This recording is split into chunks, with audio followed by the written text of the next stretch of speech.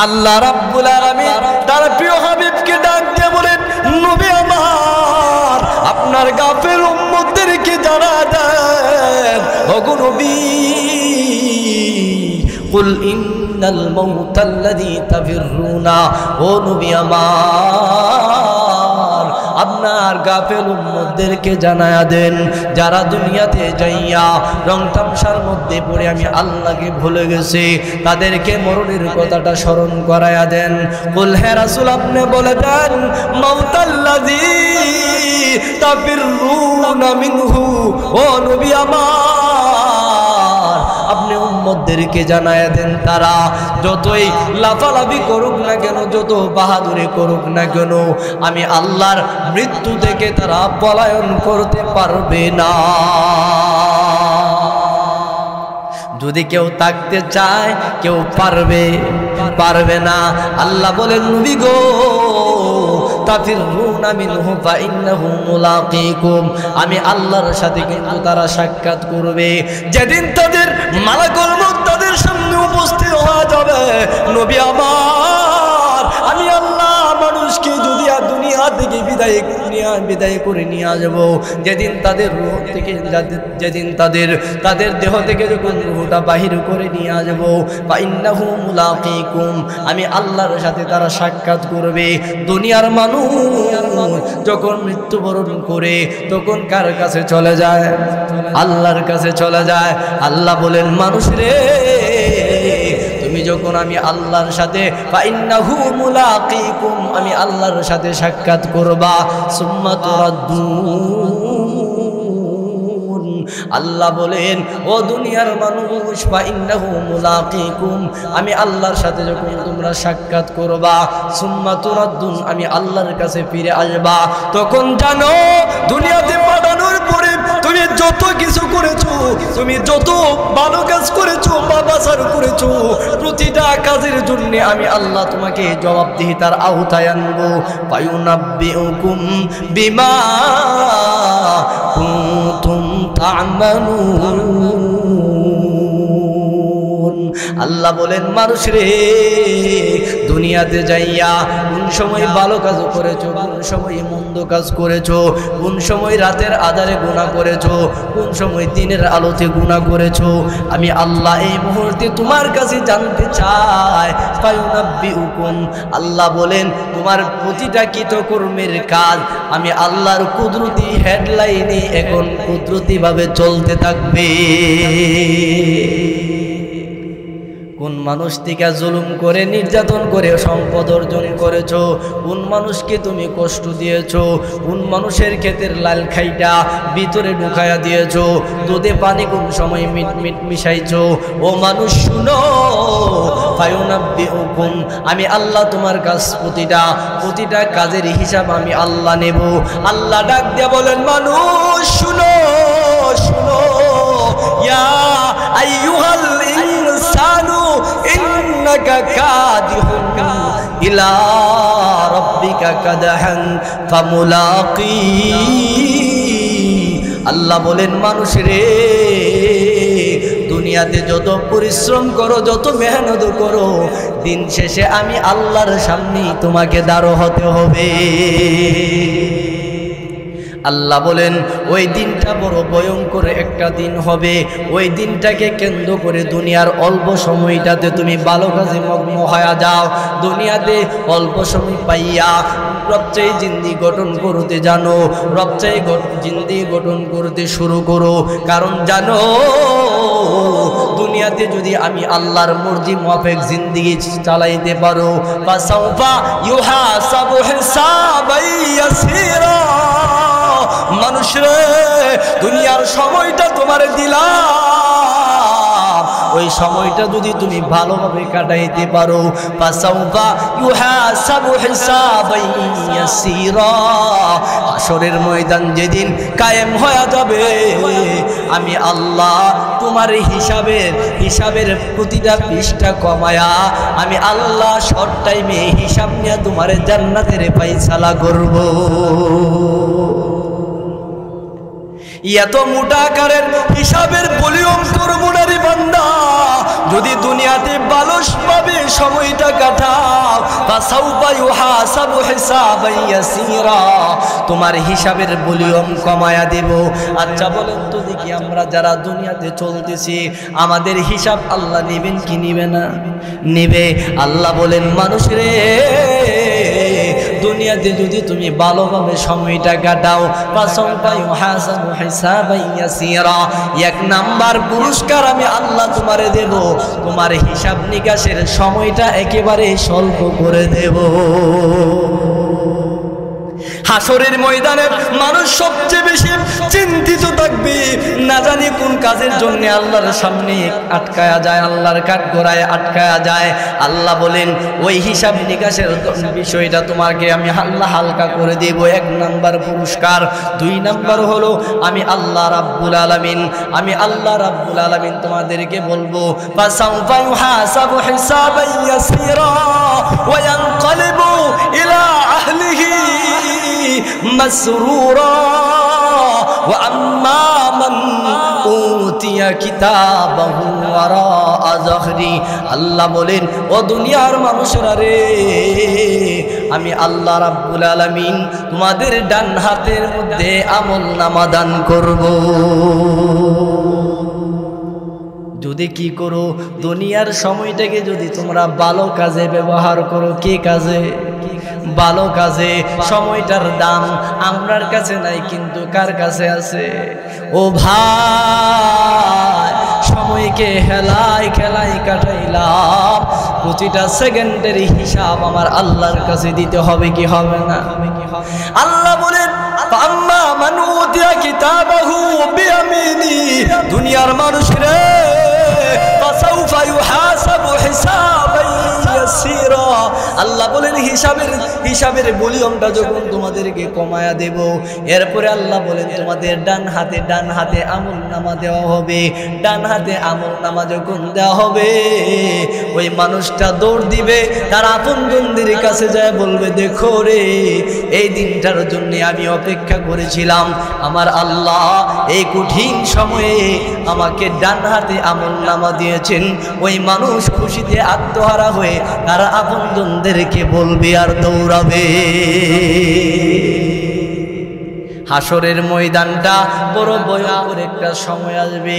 আল্লাহ বলেন, ওই দিনটারে যারা ভয় করে দুনিয়াতে চলবে, ও আম্মা মান, আল্লাহ রাব্বুল আলামিন বলেন দুনিয়ার মানুষ, ও আম্মা মান মাকামা রাব্বিহি ওয়া নাহান নাফসা আনিল হাওয়া ফাইন্নাল জান্নাতা হিয়াল মাওয়া। আল্লাহ বলেন, দুনিয়ার মানুষ রে, ওই দিনটারে যারা ভয় করে দুনিয়াতে চলবে, আল্লাহ রাব্বুল আলামিন বলেন, আল্লাহ রাব্বুল আলামিন বলেন, ওই মানুষটাকে জান্নাতুল মাওয়া দিয়ে আমি আল্লাহ পুরস্কৃত করব। তাইলে আমরা প্রতিটা মানুষ জান্নাতে যাইতে চাই কি চায় না? চায়।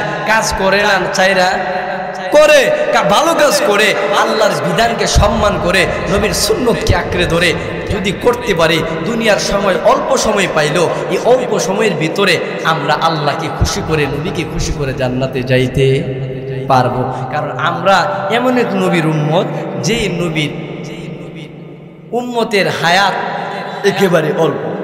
কারণ অন্যান্য নবীদের উম্মতেরা হায়াত পাইতো 1000 বছর, 500 বছর, 600 বছর, তারা 400 বছরে বালেগই হইত।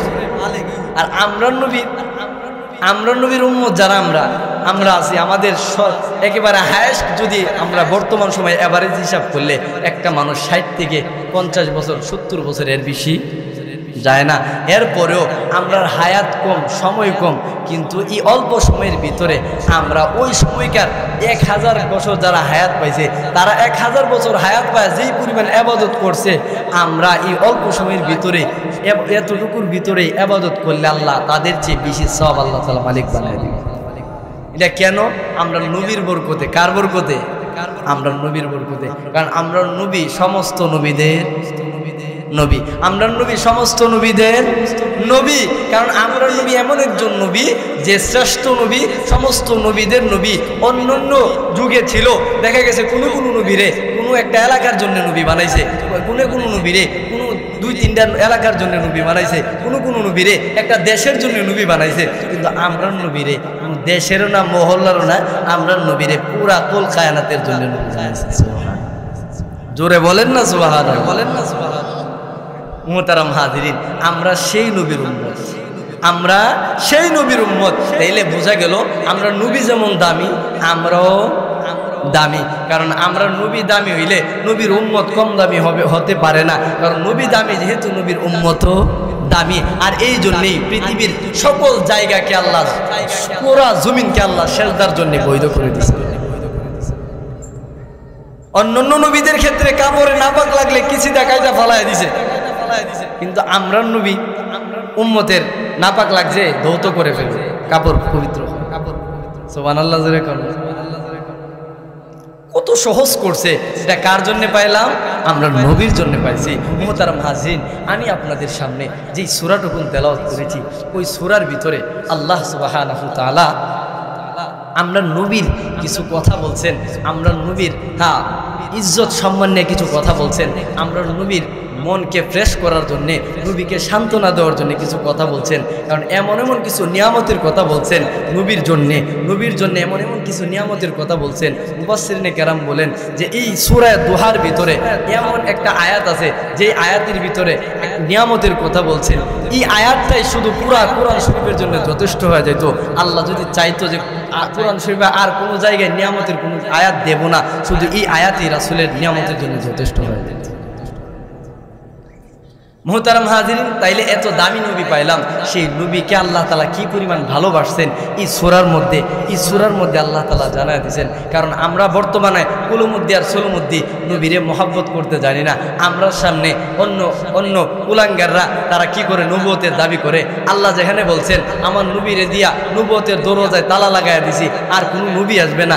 আর একদল বাতিল ফেরকা কাদিয়ানি সম্প্রদায় বাটফার সিটাররা তারা বলে যে তারা নাকি আমরা নবীর শেষ নবী মানতে পারে না, তাদের নাকি গোলাম মোহাম্মদ কাদিয়ানি আছে। নাউজুবিল্লাহ, জোরে বলেন। আমরা স্পষ্ট ভাষায় বলে দিতে চাই, মুহাম্মদুর রাসূলুল্লাহ সাল্লাল্লাহু আলাইহি ওয়াসাল্লাম শেষ নবী। আল্লাহ তাআলা এই নবীর মাধ্যমে নবুয়তের দরওয়াজার মধ্যে তালা লাগায় দিয়েছেন। বলেছেন, ও নবী আমার, আপনাকে দিয়ে নবীদের দরওয়াজায় তালা লাগায় দিলাম। আপনি শেষ নবী, শ্রেষ্ঠ নবী। আপনার পরে যদি কেউ নবী বলে দাবি করতে চায়, সে নিঃসন্দেহে বন্ড, এতে কোনো সন্দেহ। মুহতারাম হাজিরিন, এই বিষয়ে আন্দোলন করতে যায় গতকাল বিশাল বড় খতমে নবুয়তের কনফারেন্স হয়েছে ঢাকা সরোয়ার্দী উদ্যানে। কি বলেন আপনারা? আমরা মুসলমান, আমরা নিজেদেরকে দাবি করি যে আমরা বিশ্বাস করি মনে প্রাণে যে আমরা নবী শেষ নবী, আর কোন নবী আসতে পারে। এইভাবে কাফের বেদিনরাও আমরা নবীরে বিভিন্নভাবে কথা দিয়া, বিভিন্নভাবে কষ্ট দিত, হাত দিয়া কষ্ট দিত, জবান দিয়া কষ্ট দিত। কারণ নবী যখন ছোট ছিলেন, ছোট থেকে প্রাপ্তবয়স্ক পর্যন্ত, নবুয়ত প্রাপ্ত হওয়ার আগ পর্যন্ত নবীরে কাফেররা ভালোবাসত।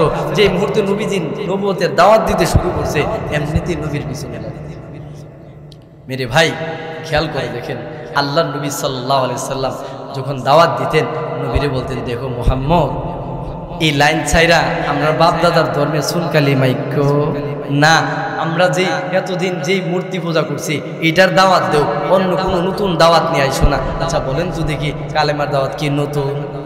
না। অথচ সেই হতবাগারা বুঝে নেয়। খেয়াল করে দেখেন, আল্লাহ নবী সাল্লাল্লাহু আলাইহি ওয়াসাল্লামকে এইও প্রস্তাব দিছে যে ও মুহাম্মদ, তুমি যে দাওয়াত দেও, তোমার দাওয়াতটা আমরা মানবো, তোমার কালেমা গ্রহণ করব। ওই যে দেখো মরা একটা কচ্ছপ আছে, কচ্ছপটারে যদি তুমি বলো যে জীবিত হওয়ার জন্য যদি জীবিত হয়ে তোমার নবুয়তের সাক্ষী দে, তাহলে আমরা মুসলমান। জোরে বলেন না সুবহানাল্লাহ। আচ্ছা বলেন তো দেখি, কচ্ছপ কার সৃষ্টি? আমরা নবীরে পাঠাইছেন কে? জোরে বলেন, আল্লাহ। আরে আপনারা অল্প, কিন্তু আওয়াজ দিবেন বেশি, যাতে করে আশপাশ মানুষগুলি বুঝে না মাহফিলে মানুষ আছে। পারতেন না? তারা তো মনে মনে ভাবতেছে এশারের পরে বড় হুজুর আসবো, মাহফিল ভরবে, বয়ান করব। আরে মাহফিল এশারের পরে ভরবেন আপনারা, আইসা মাগরিবের পরে কি আরেক কথা বলা হইতেছে? আরে মুহতারাম হাজিরিন, খেয়াল করে দেখেন, কাফের বেদিনটা নবীরে বলতেছে, ও মুহাম্মদ, তুমি যদি এই মৃত কচ্ছপটারে জীবিত করতে পারো, আর জীবিত হয়ে যদি তোমারে সাক্ষী দেয় যে তুমি নবুয়তপ্রাপ্ত নবী, তাহলে আমরা মানি। কারণ এদের ভিতর খারাপ ছিল, এদের কলব নষ্ট ছিল। ঠিক কিনা জোরে বলে? আমরা নবীরে বলছে জীবিত করার জন্য। আচ্ছা, নবীরে আল্লাহ ভালোবাসছেন বেশি না কম? নবী তো পরে এনে, কিন্তু নবীর যে সাহাবী ছিল 8 বছরের সাহাবী, নবীর চাচাতো ভাই আব্দুল্লাহ ইবনে আব্বাস রাদিয়াল্লাহু তাআলা, রাইসুল মুফাসসিরিন যাকে বলা হয়, রাইসুল মুফাসসিরিন আব্দুল্লাহ ইবনে আব্বাস রাদিয়াল্লাহু তাআলা নবীরই কথা বলছে জীবিত করার জন্য। তাদের উদ্দেশ্য নবী পারবে না, আটকায়া যাবে, আর নবী দাবিও করা লাগবে না। কিন্তু রাইসুল মুফাসসিরিন আব্দুল্লাহ ইবনে আব্বাসও একদিন হযরত ওমর রাদিয়াল্লাহু তাআলার সাথে বসা ছিলেন। বলবো, একটু খেয়াল করে দেখেন, নবীজির সাহাবীদের সাথে এই আচরণ করছে আব্দুল্লাহ ইবনে আব্বাস রাদিয়াল্লাহু তাআলা হযরত ওমর রাদিয়াল্লাহু তাআলা, দুইজন বসা। এক ইহুদিয়া বলতেছে, তোমরা যে কালেমার দাওয়াত দাও, তোমরা 3টা প্রশ্ন করুন, 3টা প্রশ্নের যদি উত্তর দিতে পারো কোরআনের সাথে মিলায়, তাইলে তোমরা ধর্ম আমি কালেমা গ্রহণ করে মুসলমান হয়ে যাও। আমি শুধু বোঝানোর জন্য নবীর সাহাবীরা কতটুকু জ্ঞানী ছিলেন, নবীর সাহাবীদের প্রতি আল্লাহর দরদ কতটুকু ছিল, খেয়াল করে দেখেন।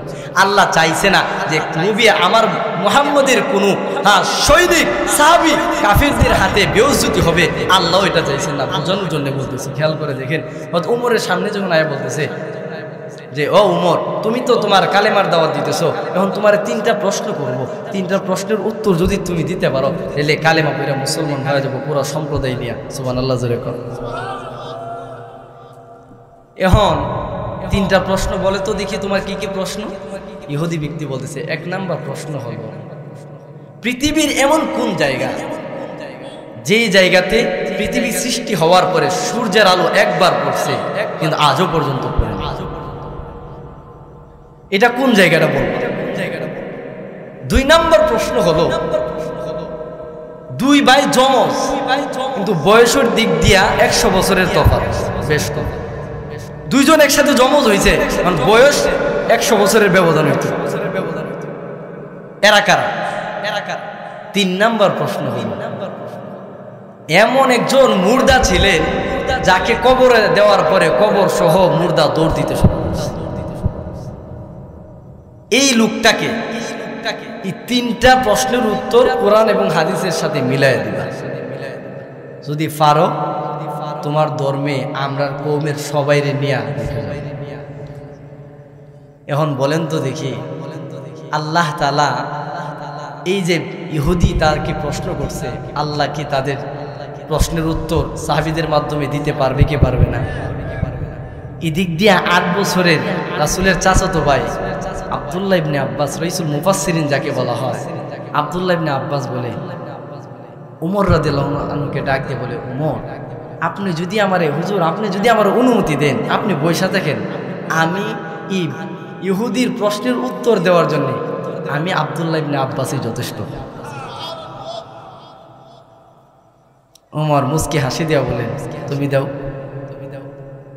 ইহুদি লোককে ডাক দিয়া বলতেছে, আব্দুল্লাহ ইবনে আব্বাস ডাক দিয়ে বলেন, ও ইহুদি, তোমার প্রথম প্রশ্ন হলো, পৃথিবীর এমন কোন জায়গা যেই জায়গাতে সূর্যের আলো একবার পড়ছে আজও পর্যন্ত আর পড়ে না? কোরআন থেকে বলার জন্য বলছে। আমরার কোরআনে একজন নবীর নাম আছে, হযরত মূসা আলাইহিস সালাতু ওয়াস সালাম। হযরত মূসা আলাইহিস সালাতু ওয়াস সালাম যখন তিনি দ্বীনের দাওয়াত দিতেছেন, তখন ফেরাউন মূসা আলাইহিস সালাতু ওয়াস সালামের পিছনে লাগছে। ফেরাউন মূসা আলাইহিস সালাতু ওয়াস সালামকে হত্যা করার জন্য যখন দেখতেছে আস্তে আস্তে করে তার ক্ষুদাই চেয়ার নিয়ে যাইতেছে, সে যে ক্ষুদা দাবি করে, এখন মূসা আলাইহিস সালাতু ওয়াস সালাম দাওয়াত দিয়া ভালো লাইনে নিয়ে যাইতেছে, দ্বীনের লাইনে নিয়ে যাইতেছে সবাই রে। ফেরাউন বলতেছে, না, তাকে যেভাবে হোক দমন করা লাগবে। মূসা আলাইহিস সালাতু ওয়াস সালাম 12টা কওমকে নিয়ে কি করলেন, যখন শুনতে পারছে যে ফেরাউন মূসাকে হত্যা করার জন্য, সম্প্রদায়কে হত্যা করার জন্য পরামর্শ করছে, আল্লাহর হুকুমে হযরত মূসা আলাইহিস সালাতু ওয়াস সালাম রওনা দিয়েছে। সবাই কিন্তু ঘটনা জানে। নীল নদীর কাছে যখন গেছে, যাওয়ার পরে মূসা আলাইহিস সালাতু ওয়াস সালামের 12টা কওম ছিল বনি ইসরাইলের, এটা বড় মারাত্মক দুষ্ট ছিল।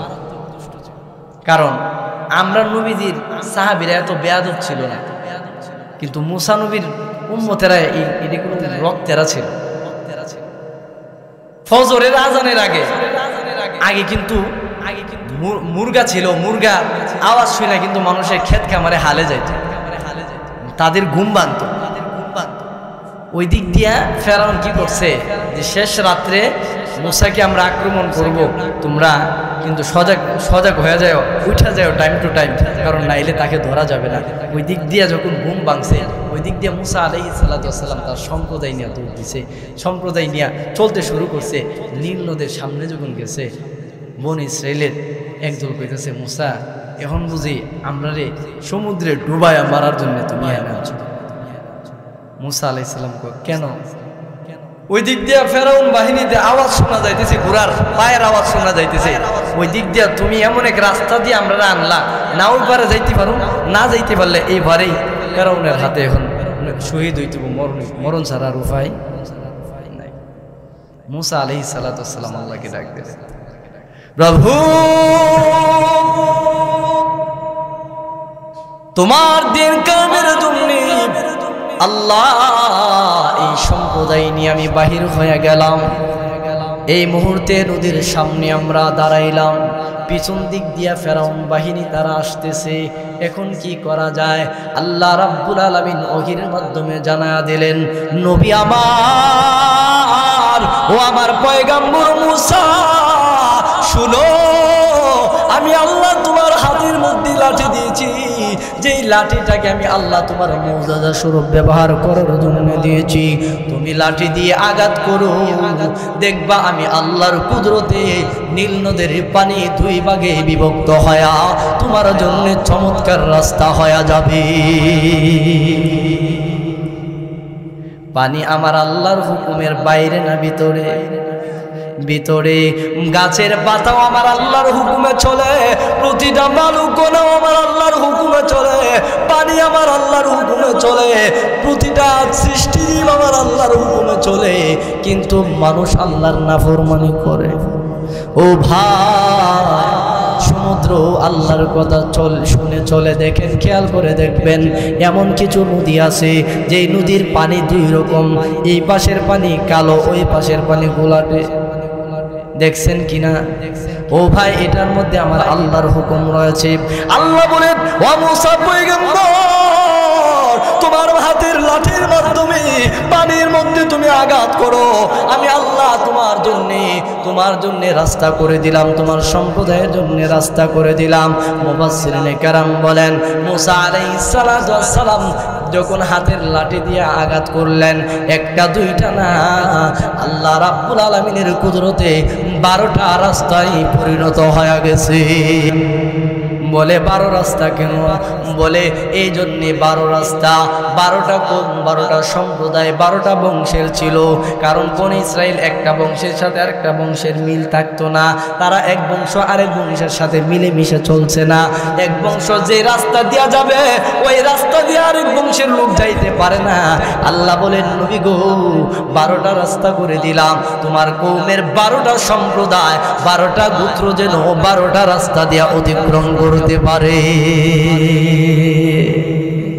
মুসা আলাইহিস সালাম যখন তার হাতের লাঠির মাধ্যমে যখন পানিকে দ্বিগুণিত করলেন, সুন্দর 12টা রাস্তা হয়ে গেল। ওই দিক দিয়ে মুসা আলাইহিস সালাম তার সম্প্রদায়ের লোকদেরকে নিয়ে যখন পাড়ি দিলেন, নদীর ওই পারে যাবে, সমুদ্রের মধ্যস্থলে যাওয়ার পরে দেখতে পাইলেন ফেরাউন বাহিনী নদীর কিনারায় দাঁড়ানো। ওই দিক দিয়া ফেরাউনের সম্প্রদায়ের ঈমান ছিল দুর্বল, তারা তো ফেরাউনকে খোদা মানছে, তাদের তো ঈমান নাই। ফেরাউন বলে, নাম না কেন? চলে যাইতেছে। তারা বলেন, ও খোদা মহোদয়, পানিতে ডুববা মরার আমরা সাহস নাই, আমরা পারতাম না, নামলেই তো পানিতে ডুবে যাব। ফেরাউন বলেন, না না, আমি কি এমন সাধারণ কোনো খোদা নাকি? নাউযুবিল্লাহ বলেন, নামও। এরপরও নামতে চায় না। ওই দিক দিয়া মুসা আলাইহিস সালাম পাড়ি দিয়া যখন নদীর ওই পারে গেলেন, ওই দিক দিয়া ফেরাউন বাহিনী নদীর কিনারে আল্লাহর সাথে সাথে একটা কুদরত ব্যবহার করলেন। কারণ ফেরাউনের ঘোড়াটা ছিল বেড়া, আর একটা বেড়া ঘোড়া যখন বিডি ঘোড়ারে দেখবো এমনিতে একটু নামবো, আল্লাহ একটা ফেরেশতার মাধ্যমে একটা বিডি ঘোড়ার ব্যবস্থা করে দিয়েছেন, মহিলা ঘোড়ার ব্যবস্থা করে দিয়েছেন।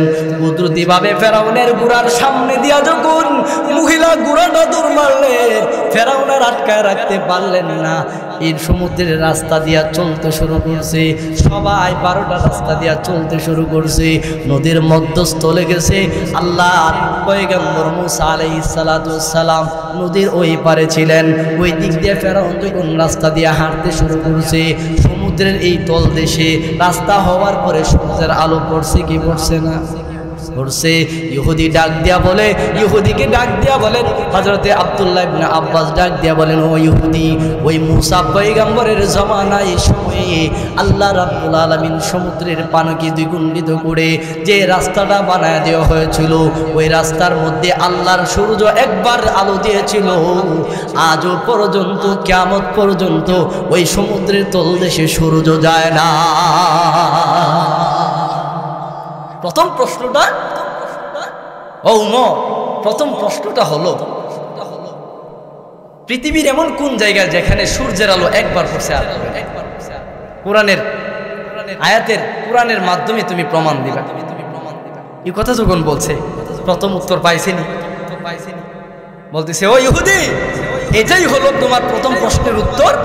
মুসা পয়গম্বরের জমানায় ফেরাউন যখন রাস্তা দিয়ে যাইতেছিল, যার জন্যে মুসা পয়গম্বরের জন্য রাস্তা করেছিল, এই রাস্তার মধ্যে সূর্যের আলো পড়ছে। মুসা পয়গম্বর নদীর ওই পারে যখন পৌঁছে গেছে, ফেরাউন যখন মধ্যস্থলে গেছে, সূর্যের আলো ছিল। ফেরাউনে যখন ডুবায় মারছিল, তখন পানি একসাথে হয়ে গেছিল। ওই পানি একসাথে হওয়ার আগে সূর্যের আলো ছিল, আজও পর্যন্ত সেখানে আর সূর্যের আলো পৌঁছায়নি। ইহুদি কয়, আমারে যেমন আটকায় দিব লাগে। এখন পড়তেছে চিপার মধ্যে আব্দুল্লাহ ইবনে আব্বাস রাদিয়াল্লাহু তাআলা আনহু। পরে 2 নাম্বার কথাটা বলতেছে, ও ইহুদি, তোমার 2 নাম্বার যে প্রশ্নটা, 2 নাম্বার প্রশ্নটা হলো যে এমন কোন যমজ ভাই যে তাদের মধ্যে 100 বছরের বয়সে ব্যবধান। যমজ 2 জন একসাথে হয়েছে, কিন্তু বয়সে একজন 100 বছরের বড় ছিল। তাইলে শুনো, আল্লাহর একজন নবী ছিলেন হযরত উযাইর আলাইহিস সালাতু ওয়াস সালাম। হযরত উযাইর আলাইহিস সালাতু ওয়াস সালাম উনি এক সম্প্রদায়ের পার্শ্ব দিয়া যাইতেছিলেন, আরেক সম্প্রদায়ে যাবেন, জনসম্মুখে যাবেন। পথে মধ্যে দেখতে পাইলেন যে একটা সম্প্রদায় এমন ঝড়ের কবলে পড়ছে, ঝড় তুফানে তাদের বাড়ি ঘর উলট পুলট হইয়া, তাদের ঘর বাড়ি ভেঙ্গে চুরে একবারে তছনছ হয়ে গেছে। মানুষ অনেকগুলা মৃত্যু। হযরত উযাইর আলাইহিস সালাতু ওয়াস সালাম আল্লাহরে ডাক দিয়া বলেন, আল্লাহ, আপনারে আমি একটা প্রশ্ন করতে চাই। আমার বিশ্বাস আছে আল্লাহ, আপনি যে এইভাবে এই কোমরারে, এই সম্প্রদায়ের, এই এলাকাটারে আপনি যেভাবে তছনছ করছেন, মানুষ যেভাবে মৃত্যুবরণ করছে, আল্লাহ, এরারে আমার বিশ্বাস আছে আপনি কিয়ামতের ময়দানে আবার জীবিত করবেন। হ্যাঁ, কবর থেকে কিয়ামতের পরে আপনি তাদেরকে উঠাইবেন। তবে আল্লাহ, আমার কাছে একটু কৌতূহল জাগতেছে, কেমনি উঠাইবেন এটা যদি আমি দেখতাম। সুবহানাল্লাহ, জোরে কোন না? আপনাদের খারাপ লাগতেছে? আমার কথা বুঝে, আমি তো আপনাদের এই জেলার সন্তানই, আমি হারিয়ার ইমাম সাহেব, আবার আমার বাড়ি নাসিরনগর চাদলপাড়া। আমি তো আপনাদের ব্রাহ্মণবাড়ির সন্তান। তাহলে ভাষা বুঝলে তো সুবহানাল্লাহ জোরে বলার প্রয়োজন ছিল। মুহতারাম হাজিরিন, খেয়াল করে দেখেন, হযরত উযাইর আলাইহিস সালাতু ওয়াস সালাম এই কথা যখন বলছেন যে আল্লাহ, আমার বিশ্বাসের কোনো কমতি নাই, আমার বিশ্বাস আছে তুমি মানুষ মৃত্যুবরণ করলে তুমি জীবিত করতে পারো। আল্লাহ, এরপরও দেখতাম এই সম্প্রদায়কে কেমনে তুমি জীবিত করবা, যদি একটু নিদর্শন তুমি দেখাইতা। হযরত উযাইর আলাইহিস সালাতু ওয়াস সালাম একটা ঘোড়া নিয়ে আসছিলেন। আল্লাহ কয়, ও উযাইর, তুমি তোমার ঘোড়াটারে একটা জায়গায় একটা কিছুর সাথে বাঁধো। বাইদা বলে তুমি একটু ঘুমাও। হযরত উযাইর আলাইহিস সালাতু ওয়াস সালাম আল্লাহর হুকুমে ঘুমাইলেন। ঘোড়া জায়গা আঙ্গুরের একটা ব্যাগ ছিল, আঙ্গুর ফল একটা ব্যাগে রাখা ছিল, এই ব্যাগটাও আছে। উযাইর আলাইহিস সালাতু ওয়াস সালামের চোখে আল্লাহ ঘুম দিছেন, কানে আল্লাহ ঘুম দিছেন, কানে। মুফাসসিরিনে কেরাম বলেন, কানের কথা কেন বলছেন? ঘুম তো আয়া চোখে, কানে কেন? কানের কথা কেন বলছে? কারণ মানুষ যখন ঘুমে যায়, চোখের আগে কান বন্ধ হওয়া লাগে। কানের আওয়াজ যখন বন্ধ হইব চোখে ঘুমাইব, কানে আওয়াজ থাকলে চোখে ঘুম। আমি ঘুমাইছি ঠিক কানে সব শুনতাছি, মনে করছো আমি ঘুমাই দিছি, যা যা কইতেছে সব শুনতাছি, ঘুমের বানে নে ধরছি, তাহলে বোঝা গেল চোখের আগে কানে ঘুমা। এই জন্যই বলতেছে আমি আল্লাহ উজাইরের কানে ঘুম ঢেলে দিলাম। উজাইর আলাইহিস সালাম ঘুমাইলেন, আল্লাহ জাগ্রত করলেন, বলে ও উজাইর তুমি কতদিন ঘুমাইছো? উজাইর আলাইহিস সালাম বলে আল্লাহ মনে হয় 2-3 ঘন্টা অথবা একদিন। সুবহানাল্লাহ জোরে কোন। আল্লাহ কয় না উজাইর, আমি আল্লাহ তোমারে 1 দিন 2 দিন না 100 বছর তোমারে ঘুম পাড়ায় রেখেছি। উজাইর 1 দিন 2 দিন না, একাধারে 100 বছর পর্যন্ত তুমি ঘুমের ঘরে ছিলা। তোমার বিশ্বাসের জন্য আমি তোমার জন্য নিদর্শন রেখে দিলাম। তাকায় দেখো তোমার পাশে যে গুড়াটা ছিল, গুড়াটা কিন্তু মরে একেবারে হাড়গুলি মাটির সাথে মিশে গেছে। ছোট ছোট হাড়গুলি তোমার সামনে দেখা যায়। বলে হা আল্লাহ, আমি দেখতে পাইলাম গুড়ার হাড়গুলি দেখা যায় মাটির সাথে মিশে গেছে। ও উজাইর, তোমার কানে ঘুম দিয়া আমি আল্লাহ রাব্বুল আলামিন বুড়াকে মৃত্যু দিয়া দিলাম। 100 বছরের ভিতরে বুড়াটা তো স্বাভাবিক মৃত্যুবরণ করবে, বুড়ার হাত তোমার পাশে পড়ে আছে, কিন্তু আমি আল্লাহ তোমাকে বুঝানোর জন্যে তোমার হাতে যে ব্যাগ ছিল, ব্যাগ, ওই ব্যাগের ভিতরে খুলে দেখো তোমার জিনিসপত্র ঠিক আছে কিনা। উজাইর আলাইহিস সালাম ব্যাগ খুলে তাকায়া দেখে আঙ্গুর যেরকম তাজা ছিল, ওই তাজা আঙ্গুর তার ব্যাগের ভিতরে রয়ে গেছে। হযরত আব্দুল্লাহ ইবনে আব্বাস রাদিয়াল্লাহু তাআলা আনহু বলেন, ও ইহুদি শোনো, আমি তোমাকে দ্বিতীয় প্রশ্নের উত্তরটা কোরআনের মাধ্যমে দিয়ে দিলাম, কারণ এই ঘটনাটা এই উজাইর আলাইহিস সালামের কথা আল্লাহ কোরআনের মধ্যে বলে দিয়েছেন। তাকায় দেখো আল্লাহ বলেন, উজাইর রে তোমার ঘুম হইল 100 বছর তোমার ঘুম হয়েছে, বুড়াটা কিন্তু মৃত্যুবরণ করেছে। এই মুহূর্তে তুমি তো দেখতে চেয়েছিলা আমি আল্লাহ মাটি থেকে কেমনি মানুষকে তৈরি করি, মানুষকে কেমনি বাহির করি। আমি আল্লাহ কিয়ামতের ময়দানে, আমি আল্লাহ রাব্বুল আলামিন হাসরের ময়দানে মানুষকে কবর থেকে কেমনে উঠাবো। তারা তো একেবারে মাটির সাথে মিশে গিয়েছিল, আমি আল্লাহ তাদেরকে কেমনে উঠাবো। তাকায় দেখো উজাইর, তুমি তোমার গোড়ার দিকে তাকাও, আমি আল্লাহ কুদরতি ব্যবহারে তোমার গোড়াকে আস্তে আস্তে করে তোমার আগের গোড়া তোমার হাতে আমি আল্লাহ রশি ধরায়া দিলাম। আব্দুল্লাহ ইবনে আব্বাস বলেন, ও ইহুদি তোমার 2 নাম্বার প্রশ্ন উত্তরটা হলো হযরত উজাইর আলাইহিস সালাম যমজ ভাই ছিল, বয়স 100 বছরের তফাৎ। দেখো আল্লাহ হযরত উজাইরকে 100 বছর পর্যন্ত ঘুমের ঘরে রেখেছিল। মন আসেনি আপনাদেরকে কি বুঝাইতে চাইছিলাম? ওই কাফের বেঈমানরা আল্লাহর নবীরে বলছিল যে তুমি যদি কচ্ছপটারে জীবিত করতে পারো তাইলে আমরা তোমার উপরে ঈমান আনবো। এখন নবীর আগে নবীর সাহাবীর মুজিজাটাই আপনাদেরকে শোনায় দিলাম। রাসূল মুফাসসির হযরত আব্দুল্লাহ ইবনে আব্বাস কত বড় একজন মুহাক্কিক মুফাসসির ছিলেন। খেয়াল করে দেখেন উমরে বলছিল, হুজুর আপনি বসা থাকেন, ইহুদির জবাব আমি 8 বছরের আব্দুল্লাহ ইবনে আব্বাসই দিয়া দিলাম। 1 নাম্বার যে এমন কোন জায়গা যেখানে পৃথিবীর সৃষ্টির পরে সূর্যের আলো একবার পড়ছে আর আজও পর্যন্ত পড়ে নাই, এটার উত্তরটাও দিয়া দিল। 2 নম্বর হলো যে এমন 2 জন যমজ ভাই কিন্তু বয়সের দিক দিয়ে 100 বছরের বেশ কম, তাইলে এটারও দিয়া দিছে। 3 নাম্বারটা শুনো, 3 নাম্বারটাও কোরআন দিয়েই দিব। আল্লাহ তাআলা এমন একজন নবী যার নামে আল্লাহ কোরআনে সূরা নাযিল করছেন, হযরত ইউনূস আলাইহিস সালাম এমন একজন মুর্দা ছিলেন, যেই মুর্দা কবরে ঢোকার পরে কবর নিয়ে দৌড় মারছিল। শুনো কোরআনের মাধ্যমে তোমারে এটার উত্তরটা দিয়ে দিতেছে। হযরত ইউনূস আলাইহিস সালাম নাম শুনতো আপনারা? হযরত ইউনূস আলাইহিস সালাম আল্লাহর একজন নবী ছিলেন। তার সম্প্রদায়ের তার কওমের উম্মতেরা যখন আল্লাহর নাফরমানিতে মগ্ন ছিল, ইউনূস পয়গম্বর দাওয়াত দিতেছে কিন্তু মানতেছে না। আল্লাহ বলছিলেন তাইলে শোনো, তোমার সম্প্রদায়কে আমি আল্লাহ গজব দিয়া ধ্বংস করে দিব, তুমি 3 দিন আগে তাদেরকে সতর্কবাণী দিয়ে আসো। হযরত ইউনূস আলাইহিস সালাম সতর্কবাণী দিছে, ঠিক আছে। 3 দিন পরে যখন আযাব আসতে শুরু করছে, অন্ধকার যখন দেখছে, ইউনূস পয়গম্বর ইজতিহাদি ভুল যেটাকে বলে, নবীরা কিন্তু গুনাহ করে নাই, খতওয়ানে নিসান মানে গুনাহ করে নাই, ইজতিহাদি ভুল করছে, গবেষণাগত ভুল হয়েছে।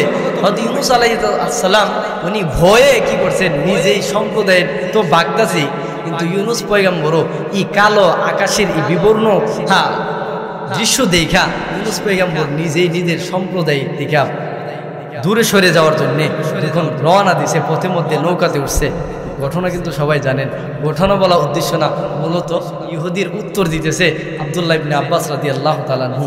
বলে ইউনূস পয়গম্বর নৌকাতে যখন উঠছে, নৌকার মধ্যে ওঠার পরে এখন বলতেছে, কোনো এমন মানুষ আছে যে কিনা তার মালিকের দরবার থেকে বাইজ্ঞা চলে আসছে, এই মালিকের দরবার থেকে বাইজ্ঞা আসার কারণে নৌকাটা সমুদ্রের মধ্যস্থলে আটকে গেছে, এখন যদি তারে না নামানো যায় নৌকার সামনে যাইতো।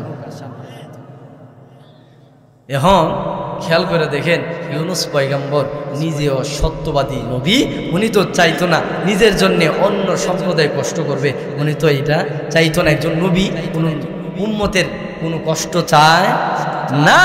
খেয়াল করে দেখেন, হযরত ইউনূস আলাইহিস সালাম বলেন যে আমি শোনো, তোমাদেরকে বলতেছি, আমি সেই গোলাম যে কিনা মালিকের অনুমতি ছাড়া বাহির হয়ে চলে আসছি, আমারে তোমরা পানিতে ছেড়ে দাও, আর তোমরা মুক্ত হয়ে তোমরা তোমাদের গন্তব্যস্থলে বাড়িতে চলে যাও।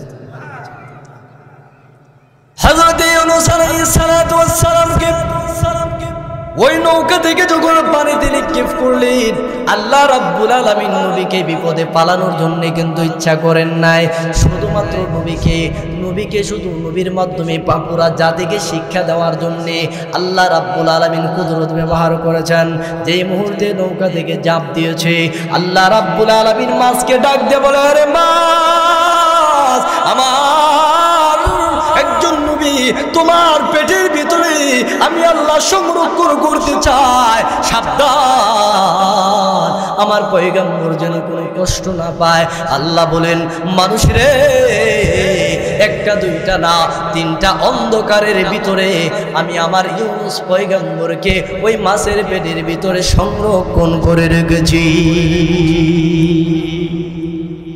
আল্লাহ রাব্বুল আলামিন বলেন, ও মাছ, সাবধান, আমার নবীকে কিন্তু তোমাকে খাওয়ার জন্য দেয় নাই, আমার নবীকে সংরক্ষণ করে রাখো, 1040 দিন পর্যন্ত হযরত ইউনূস আলাইহিস সালাম মাছের পেটের ভিতরে মাছ নবীকে পেটে নিয়ে বিভিন্ন জায়গায় দৌড়াদৌড়ি করেছে। খেয়াল করে দেখেন, ইহুদি লোক বলেছিল এমন কোন মুর্দা, যে মুর্দাকে নিয়ে কবরে, যে মুর্দাকে কবরে রাখার পরে কবর নিয়ে মুর্দা দৌড় মারছিল। খেয়াল করে দেখেন, হযরত ইউনূস আলাইহিস সালাম 40 দিন পর্যন্ত ওই মাছের পেটের ভিতরে ছিল। মাছের পেটের ভিতর থেকে আল্লাহ কেমন ভাবে মুক্ত করেছেন খেয়াল করে দেখেন। গুনগুন করে আওয়াজ শোনা যায়। আল্লাহ রাব্বুল আলামিন হযরত ইউনূস পয়গম্বরের কাছে জিবরাইলকে পাঠাইলেন, বলেন, ভাই জিবরাইল, এই গভীর পানির নিচে তুমি কেন আসলা? বলে, আমার আল্লাহ আমাকে পাঠাইছেন। বলে, ভাই জিবরাইল, আমি দি পানির নিচে থেকে কি এমন কটকট আওয়াজ শুনতে পাই? বলে, পয়গম্বর ইউনূস, এই সমুদ্রের তলদেশে যত পাথর বালিকণা আছে, প্রতিটা বালিকণা পাথর সব আমার আল্লাহর জিকিরে মগ্ন রয়েছে। হযরত ইউনূস আলাইহিস সালাম বলেন, ও পয়গম্বর, ও জিবরাইল, ও জিবরাইল, আল্লাহ রাব্বুল আলামিন এই জিকির, পাথর বালু আল্লাহর জিকির করে, তাইলে আমিও জিকির করে। সাথে সাথে আল্লাহর পয়গম্বর হযরত ইউনূস আল্লাহর জিকির করতে শুরু করেছে। লা ইলাহা ইল্লা আনতা সুবহানাকা ইন্নী কুনতু মিনাল যালিমিন।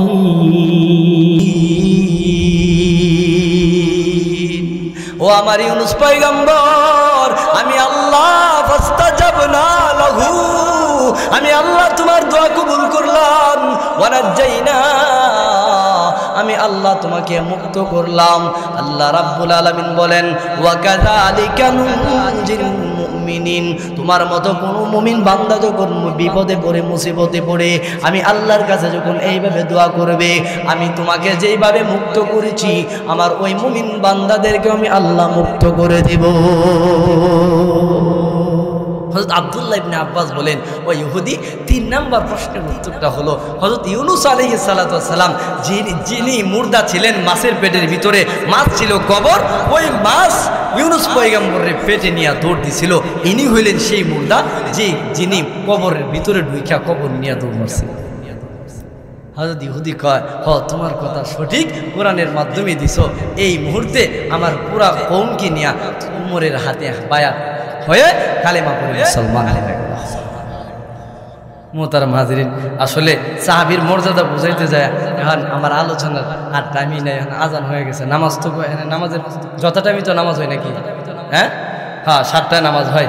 এরপরে খেয়াল করে দেখেন 10 মিনিট আছে, এরপর আপনাদের উজু আসছেন যাও আছে, আলোচনা শেষ হয়ে কয়টা বাজে প্রতিদিন? 2 মিনিট না? খেয়াল করে দেখেন। মোহতারাম হাজিরিন, আমি আপনাদের সামনে যে কথাটা বলতে চাইতেছিলাম, আল্লাহ তাআলা এই সূরা দুহার ভিতরে নবীর শান ইজ্জত মর্যাদা নিয়ে কথা বলছিলেন। কারণ আমরা এমন একজন নবী, যে নবী মুহাম্মদুর রাসূলুল্লাহ সাল্লাল্লাহু আলাইহি ওয়াসাল্লাম, সমস্ত নবীদের নবী, শ্রেষ্ঠ নবী, যিনি কিনা শেষ নবী, যার পরে আর কোনো নবী আসবে না।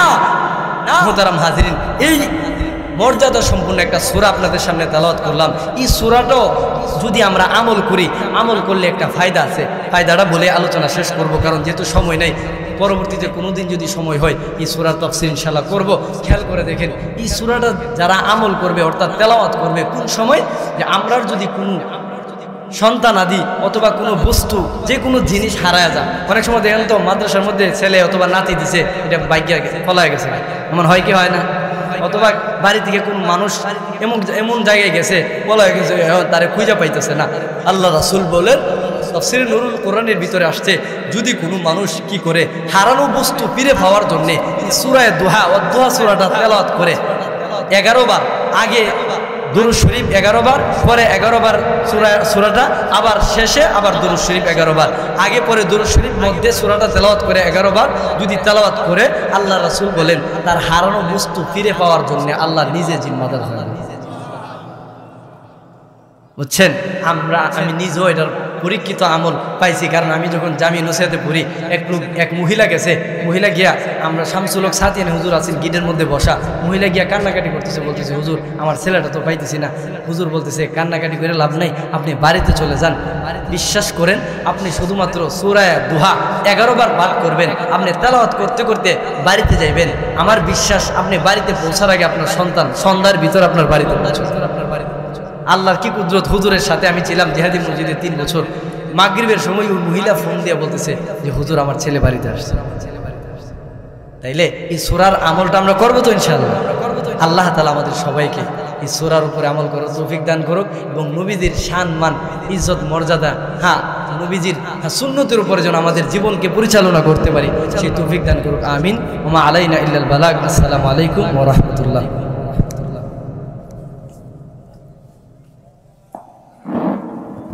আলহামদুলিল্লাহ, সম্মানিত মুসলিম কিরাম, যথাসময়ে